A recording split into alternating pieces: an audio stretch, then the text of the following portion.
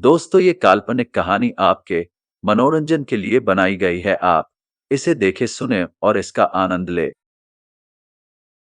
जब मैं घर से गुस्से में बड़बड़ाते हुए निकल आया था और बस स्टैंड की तरफ आगे बढ़ने लगा, मैं मन ही मन बड़बड़ा रहा था।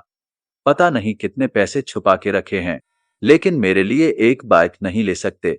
अब मैं यहाँ से चला जाऊंगा और तब तक वापस नहीं आऊंगा जब तक मैं खुद के पैसों से बाइक नहीं खरीद लेता।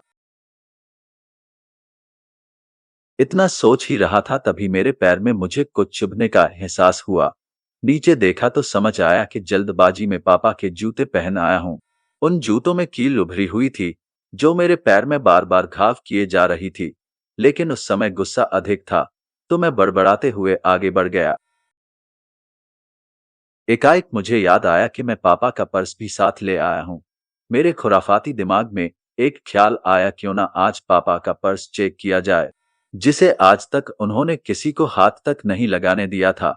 पता नहीं कौन सा खजाना छुपा है इस पर्स में, जो किसी को हाथ नहीं लगाने देते थे। जब मैंने पापा का वह पुराना पर्स खोलकर देखा तो उसमें पैसे तो नहीं मिले, लेकिन पैसों की जगह पर एक डायरी रखी हुई थी। तब मैंने सोचा, ओह, तो यहाँ खजाना छुपा रखा है। मैं समझ रहा था कि यहाँ पापा ने लिखा होगा कि किससे कितने पैसे लेने हैं और किसको कितने पैसे दिए हैं, लेकिन मैं गलत था।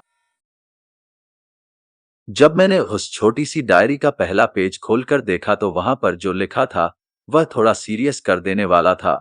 डायरी में जो लिखा था उसे पढ़ने के बाद मेरे चेहरे पर जो एक्सप्रेशन थे वह गायब हो चुके थे, क्योंकि डायरी में वैसा कुछ नहीं था जैसा मैं सोच रहा था।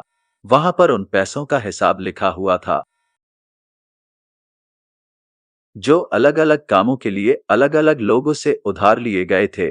उस लिस्ट में कंप्यूटर के नाम पर भी पैसे लिए गए थे। कुछ यूं लिखा था, 50,000 बेटे के कंप्यूटर के लिए। ये वही कंप्यूटर था जिसे मैं आज तक यूज कर रहा हूं, लेकिन मुझे ये पता नहीं था उस कंप्यूटर को खरीदने के लिए पैसे कहां से आए थे। लेकिन आज पता चल रहा था, मुझे आज भी याद है जब मैंने पहली बार कैमरे के लिए जिद की थी, जो मेरे पापा ने मुझे 2 हफ्ते बाद मेरे बर्थडे पर ला कर दिया था, जिसे देखकर मैं बहुत खुश हुआ था।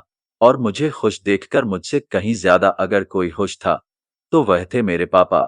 अब मेरे चेहरे से गुस्सा एकदम गायब हो चुका था। जब मैंने आगे का पन्ना पलटा तो वहां पर कुछ विश लिखी हुई थी। पहली जो विश थी उसमें जो लिखा हुआ था, अच्छे जूते पहनना। ये बात मेरी कुछ समझ नहीं आई। तभी मेरा पांव अचानक सड़क पर भरे हुए पानी पर जा पड़ा और तभी मेरे पांव में कुछ गीलीपन होने का एहसास हुआ। जब मैंने जूता उतार कर देखा तो उसका तला टूटा हुआ था। ये देखकर मुझे डायरी में लिखी बात याद आ गई। तभी मुझे माँ पापा की कही बातें भी याद आ रही थी, कि कैसे माँ जब कहा करती थी पापा से, अब तो जूते पुराने हो गए, नए ले लीजिए, तो पापा अक्सर ये कहकर टाल दिया करते थे, जूते अभी और चलेंगे, अभी कुछ दिन पहले तो लिए थे। मुझे आज समझ आ रहा था कि कितने दिन और चलेंगे। साथ ही साथ यह भी समझ आ रहा था कि पापा पर्स को क्यों छुपा कर रखते थे। तभी उस डायरी को पढ़ते हुए बस स्टैंड पर पड़ी बेंच पर आकर बैठ गया। अब उस डायरी का आखिरी पन्ना बचा हुआ था। उस पन्ने को जब मैंने पलट कर देखा तो वहां कल की डेट लिखी हुई थी। तारीख के नीचे लिखा हुआ था, 50,000 रुपए बाइक के लिए। बस इतना पड़ा और दिमाग सन्न रह गया। अब मेरे मन में कोई शिकवा गिला नहीं बचा था, बस मेरी आंखों से आंसू चले जा रहे थे। मुझे आज तक नहीं पता तब मैं क्यों रोए जा रहा था। अब मैं जल्दी से घर की तरफ भागा, लेकिन जूतों की वह कील पांव में अब तक घाव बनाने में कामयाब हो चुकी थी। मैंने जूतों को रास्ते में ही निकाल कर फेंक दिया और भागते लड़खड़ाते हुए घर जा पहुंचा, लेकिन पापा घर पर नहीं थे। मैं समझ गया वह कहाँ थे। मैं सीधा पास वाली बाइक एजेंसी की तरफ भागा। पता नहीं आज कहाँ से इतनी ताकत आ गई थी कि मैं भागते हुए थक नहीं रहा था, और वह भी बिना जूतों के नंगे पैर। जैसे तैसे मैं बाइक एजेंसी पर पहुंचा। पापा वही थे। मैंने पापा को दौड़कर गले लगा लिया, और मेरी आंखों से आंसू रुकने का नाम ही नहीं ले रहे थे। पापा को समझ नहीं पा रहे थे आखिर हो क्या रहा है, मैं क्यों रो रहा हूं।